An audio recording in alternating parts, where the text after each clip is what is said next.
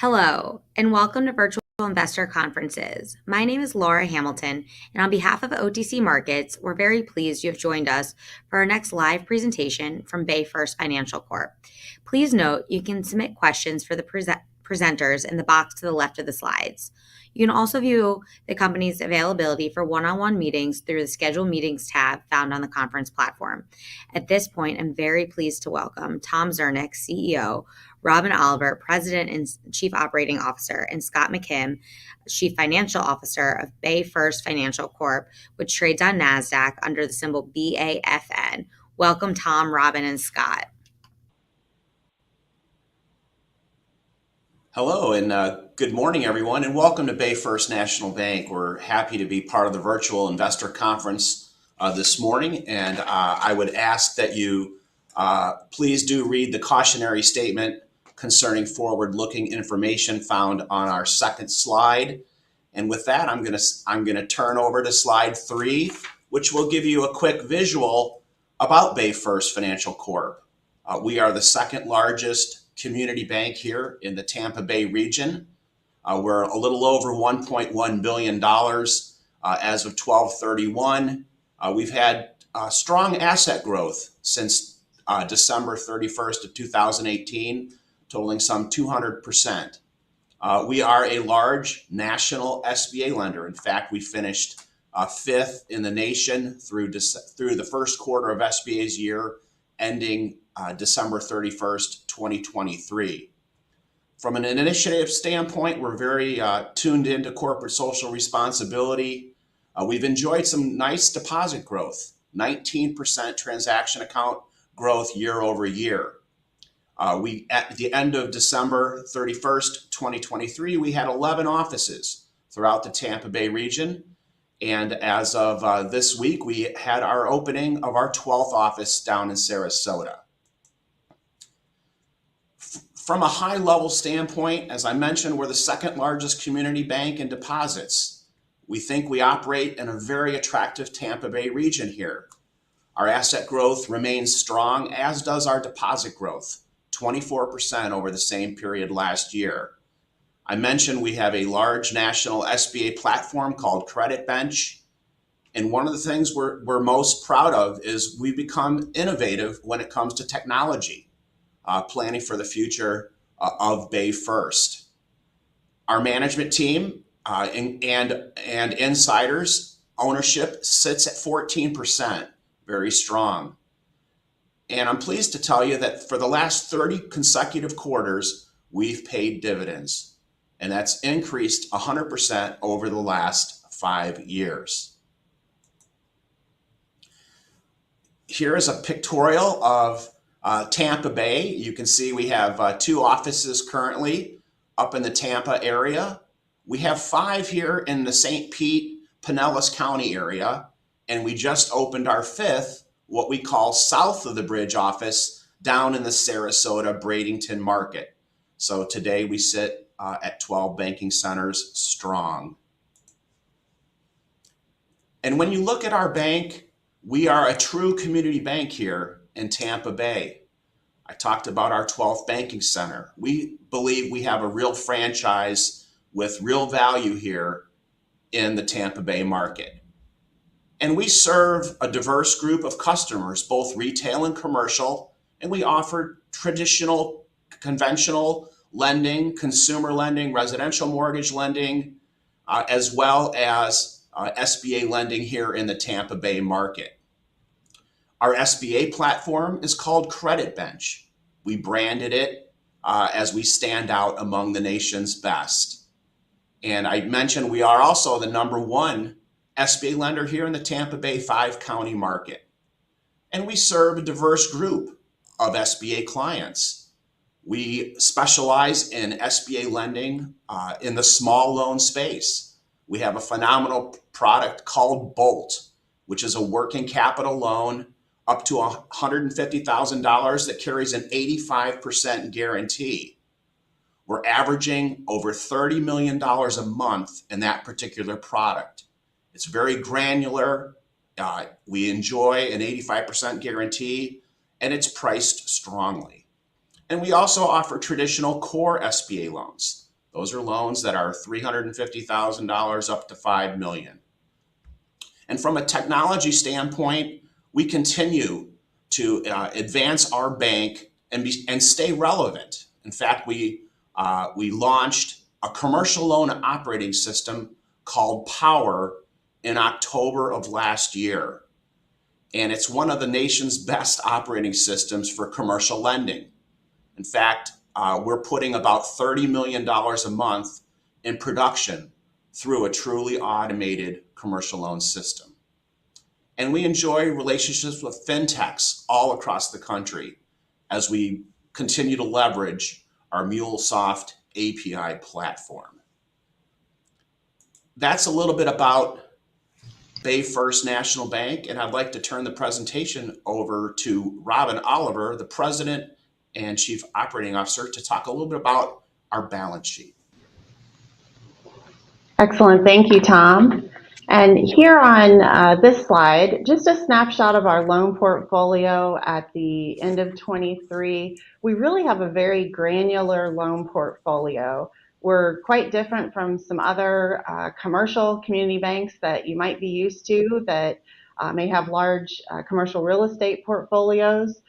We really have a very low level of non-owner occupied commercial real estate. We focus on relationships. We focus on C&I business and owner-occupied commercial real estate, as well as having a true consumer loan portfolio and residential loan portfolio. So our portfolio looks a little bit different and is really very balanced. And on the deposit side, it's also a very granular portfolio. We have 84% of our deposits at the end of the year that were insured. And we do have, the bulk of our deposits in checking and savings accounts, both on the consumer and the business side. And as Tom mentioned before, we've really grown our core deposit accounts over the past year. We do use some short-term broker deposits when we have liquidity needs during the quarter, but they are very short-term in nature, and it is not a significant part of our deposit portfolio. We're really focused on bringing in individuals, families, and small businesses to grow these deposit accounts, and that's what our banking centers are out there beating the pavement doing every day. Our investment securities portfolio is also quite different from what you may see at other banks. It's very small. It was about $42 million at the end of December 23, less than 5% of our balance sheet. So we do have a little accumulated other comprehensive loss sitting in equity, but it's less than 3% of total equity. So very plain vanilla securities portfolio, not really expected to grow at this time. I'd like to also spend a little time looking at some what we call our strategic pillars. As we write our strategic plan and rewrite it every year, which we do, we really lean on these pillars as being the foundation, not necessarily goals for the year, but this is just core to how we operate. So of course it includes things like strong capital levels and evolving our risk management practices as our complexity and size change. But it also includes things like really leveraging our SBA expertise to expand the revenue of the business and promoting innovation. Tom mentioned our Power commercial loan operating system that we in part purchased and in part developed with our own developers, but really an end-to-end system. But we also innovate in other ways. We are really trying to make sure that our deposit products, our mobile app, are right in line with even the big banks, and that if whether you're at Bank of America or looking at our mobile app, that it's going to have the same functionality for those retail and business customers. Maintaining the granularity of our deposit and loan portfolios is something that we talk about regularly. We're not elephant hunters out there looking for really large loans. We like that granularity to help mitigate risk, and certainly having a more fully insured deposit portfolio, and keeping the uninsured levels low also helps us. As we all saw some of the crises earlier in 23, we feel like we are very well positioned with our balance sheet. And as Tom mentioned, we are really focused on leveraging the banking centers. We opened 3 new banking centers in 23, and the new one that Tom mentioned, the first quarter here in 24. And we are really focused on making sure that those banking centers are bringing in business and are pillars in the community, and really leveraging those to continue to grow our deposit base as we move forward. And as always, we want to be the best place to work. We want our employees to really promote us as a premier workforce, and we do a lot of great things with our employees and in the community to make that happen.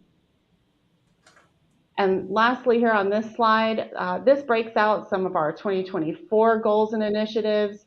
And I'm not going to read each one because they're a little bit linked to the prior slide, but I would say that we are laser focused on growing our revenue and improving our efficiency ratio. We are looking at 24 as a year of execution. You know, we will continue to grow and expand, but we really want to take all of these fantastic investments that we've made in technology, that we've made in our banking centers, and we want to put them to work to deliver better overall profitability for our shareholders. And there's a lot of different ways that we're going to do that we talk about on this slide. And a lot of those investments we've already made, and now it's just getting the word out about how great BayFirst really is. So at this time, I'd like to turn it over to Scott McKim, our CFO, to talk financials here. Scott? Great. Thank you very much, Robin. I appreciate that. And what I would like to do is we can skip over slide 12 because it is the fourth quarter presentation. I think it's more important to look at the performance for all of 2023 on slide number 13. And you will note a couple different things as you look at our performance for the year. Certainly the bank's profitability has been very strong. And if I could point your attention to the net income from continuing operations line, we did have almost a 10% increase in net income from continuing operations in 2023 versus 2022. The discontinued operations reflect our nationwide mortgage business that we operated and ultimately chose to shut down in 2022 as the market simply was not there and it was not something that was going to be a profitable venture for the bank. And as Robin pointed out, we focused on the things that are high growth engine, leveraging a technology base to help us drive more volume, but also more than anything else to assist not only our nationwide customers, but at the same time to really kind of leverage the overall economic strength of the Tampa Bay area being one of the highest growth in the entire country. So overall earnings from net income from continuing operations was $5.9 million in 2023. And as you can see, we also have our preferred dividends that we pay, and the bank does have some preferred class stock out there that we're paying on. Moving on now to slide number 14, here are the financial ratios that we have published. And again, I'll point your attention to the December 2023 and December 2022 measurements. We ended the year at a return on average assets at 0.54%. And we believe that that performance is below what the bank is capable of. And one of our performance targets for the year obviously is improving that. And the things that Robin talked about are what are going to drive us towards those goals. Return on average common equity was 5.87%. Fairly strong, and our tangible book value of our common stock ended the year at $20.60. As you continue to look through this, you can see all of our capital ratios are well above the ratios that are established from regulatory authorities, and that the bank is very well capitalized across the board. Most notably, if you look at everything, especially our Tier 1 capital ratio, we ended the year at 9.38%, which is also very strong. On slide 15, these are some of the internal financial metrics that we look at. And the nice thing that we like to see on this schedule is a continued up and to the right direction. What I will share around our total assets is that we are looking to grow the bank, but we want to make sure that that growth is profitable and it's appropriate for long-term sustainable performance. growth for the sake of growth is not something that BayFirst pursues, and it's something that we have heard from other investors that really it's not something that as a financial institution really looks as attractive perhaps as perhaps the sustainability around the things that we're doing. So you can see our total assets were a bit flat fourth quarter versus third quarter. Same with the deposits at the same time. The bank did carry some excess liquidity throughout most of 2023 after the bank failures that occurred in March of the year. And that was something that we chose to do strategically, really just to demonstrate to our customers as well as to the marketplace that we have no issues whatsoever with liquidity and that we are managing our deposit base and actually growing that deposit base throughout the year. Moving on to slide 16. I already mentioned our return on average assets as well as the return on equity components that are on here. The chart that I would like to ask everyone to look at is the net interest margin. And as you can see, as we went into 2023 and the full impact of all of the rate increases that occurred really throughout the period of 2022 and 2023 really did start to impact our net interest margin. We believe it has stabilized and actually improved in the fourth quarter, and we think the 3.5% area is where we're going to continue to operate, as that provides a decent return on our overall balance sheet going forward. Certainly, we take steps all the time to manage that, and as an asset-sensitive institution, we're also looking into the future when rates start to decline.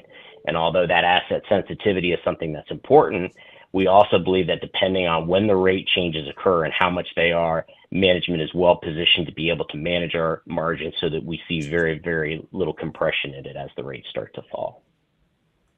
Then on slide 17, this is something that we're demonstrating just shareholder value creation. And what we show on here is our tangible book value per share.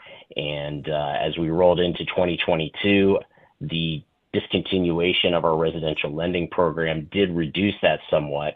And then because of changes in the accounting rules that forced us to adopt the CECL methodology for managing our allowance for credit losses also was another hit to our overall shareholder value creation. As you move forward throughout 2023, you can see that we have continued to improve that, and we believe this reflects the true value of what the bank stock is. There's a lot of different things happening in the marketplace which are impacting not just our share price, but other banks' share price at the same time. We believe there's a lot more value than perhaps what you're seeing in the marketplace. On slide 18, slide 19, and really slide 20, these are just some other metrics that we've included for you to look at. We're happy to answer your questions as it relates to them, but I'm not going to spend the time going through all of that detail at this point in time. So that said, I'm going to hand it back over to Tom for a wrap up, and then we're happy to answer your questions and look forward to it. Hey, thank you very much, Scott, and thank you, Robin.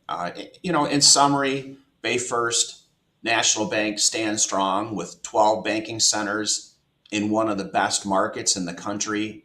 We're poised to become the community bank of Tampa Bay, and we look forward to working through 2024 and once again becoming a high-performing bank here in the Tampa Bay market.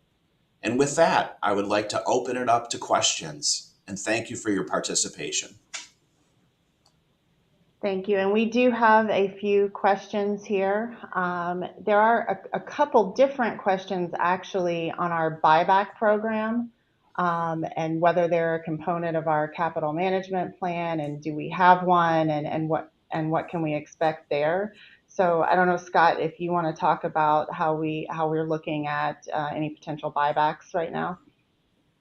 Yeah, certainly. Thanks, Robin. The bank did have an authorized share buyback program throughout 2023, and the board did not elect to renew or extend that program. So as we stand today, we don't have an authorized share buyback program or anything in place today. I don't anticipate that changing anytime soon, but at the same time, that's at the discretion of the board of directors. Yeah, and I would add to that, Scott, that we're really not in a position to buy back capital. I know it would seem like the best thing to do with our share price the way it is right now, but given the credit profile that we have with a heavy SBA lending platform, we do need to maintain higher capital levels than some of our peers related to the unguaranteed SBA balance risk that is on our balance sheet. So at this point, we really need to make sure that we are maintaining those proper capital and allowance for credit losses, and really don't, unfortunately, have the room to buy back shares right now, as we look at our plans for 2024, even though we would love to be able to do it in this environment, as none of us are happy with our share price as it stands today, of course. I do have another question somewhat related to what I just mentioned. There's a question around what is our SBA unguaranteed balance at the end of the year, and what is our delinquency history with that. So I can answer that. It is in our quarterly information that we put out. It's around, for SBA 7A program, the unguaranteed balance is around 190 million as of the end of the year. So it's certainly something that we watch and monitor as one of our greater credit risks. However, I would say it's a much smaller percentage of the total loan balance than what it used to be if we go back, 3, 4, 5 years. So, as we continue to grow, that percentage, should normalize. We do look to sell unguaranteed balances from time to time. We are required under the SBA standards to keep some skin in the game, if you will, and keep 10% of the unguaranteed balance on our books. But if we have, for example, a 75% guaranteed loan, we have 25% unguaranteed left, we can sell off 15%, of the remaining unguaranteed balance to help reduce the credit risk. Granted, we're giving up earnings as these loans are very well priced, as you know.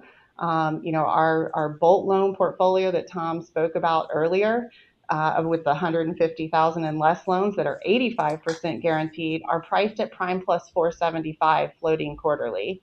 So we do certainly have some delinquency history in SBA, as you would expect, and in particular the small loan program that are more working capital C&I type loans don't have a lot of collateral, and we do expect a higher credit loss history with those type of loans, which is why we get a higher interest rate on those loans, and why we can sell them at a much higher premium. And we are seeing really outstanding premiums on those Bolt loans over the last 2 or 3 quarters. So we certainly spend time in our 10Qs and Ks and press releases kind of outlining what we're seeing in the delinquency trends. I think one other important point to make maybe is that because our loans are adjusting quarterly, our borrowers have already felt the 525 basis point increase by and large. We don't have a lot of loans. We do have some conventional commercial loans that are fixed for 5 years, just like a lot of our peers, but a good portion of our loan portfolio has already felt that increase in rates. And so we did throughout 2023 see higher delinquency rates and charge-offs than another bank might, given the nature of our portfolio. So don't have my crystal ball out for 24, but that's just a little bit of how, some things to think about as you look at our portfolio. Another question here is related to our efficiency ratio, and the question is, would you say the efficiency ratio is temporarily high for 23 due to the expansion efforts? And what are the major components of expense increase over the past year? So Scott, do you mind to speak to that question? Certainly. The efficiency ratio is something that reflects a number of different things. First of all, as Robin mentioned, we have focused on investing in infrastructure and technology, as well as developing the community bank really over the past 18 to 24 months. I would say that at this point, those investments have kind of reached the peak of what we would expect the size of the bank to be, at least in the short term, and we don't anticipate that to go up. what our expectation is moving forward is that we look at those investments to begin returning at levels that will help generate additional revenue to manage the efficiency ratio better than what it has been. I would very much expect to see decreases in the efficiency ratio by the end of 2024 as well as into 2025 that bring that down substantially, and in some ways probably in the 10% range, if that's something that that just to throw a number out there. Really, more than anything else as a goal, it's something that internally we've talked about and that we want the bank to perform in a much more efficient manner. And the driver behind that really is going to be around the revenue that we have from our investments going forward. I think that focus on profitability, and as I mentioned, it's not about growth right now. It's really about taking what we have in terms of the size of the institution and managing that appropriately for the best return. So all those things are going to contribute to a much better overall efficiency measurement. And, I think you can see that coming in the next 12 to 18 months. Okay, thank you, Scott. And Tom, I'll flip this question to you. It's a question of strategy. The question is, why don't we focus more on profitability rather than growth? So I'd like to get your thoughts on that. Yeah. Thank you, Robin. First of all, in 2016, when I joined the bank, we were a $100 million bank with 1.5 branches, very, very undercapitalized. And we grew the bank $1 billion since January of 16 when I started. And our strategy into 2024 is to stay laser focused on getting back to profitability and posting return on assets that are more typical of a high performing bank. So we are laser focused on returning to profitability here this year. We lost $6 million we lost about $345,000 in 2022 from exiting a nationwide $2 billion residential program. But we bounced back. We bounced back $6 million last year in profitability, and we want to do that again this year. So we are going to limit our growth. We don't have any additional branches planned at this point. We are going to utilize the technology that we've built to build scale, to increase revenues. And as Robin pointed out, we will continue to look for ways to create efficiencies through technology, et cetera. So we are very much driven on profitability this year. We're not happy with our stock price. I don't believe it reflects the intrinsic value of this company. And management here is all in agreement. We've got to return better profitability to our shareholders. Thank you, Tom. And the last question I have here is one related to the environment. It's how we're measuring our carbon footprint for the bank and its portfolio, and when will we report environmental metrics. I will say that all of our banking centers are carbon neutral. And so we are a bank that is focused on corporate social responsibility.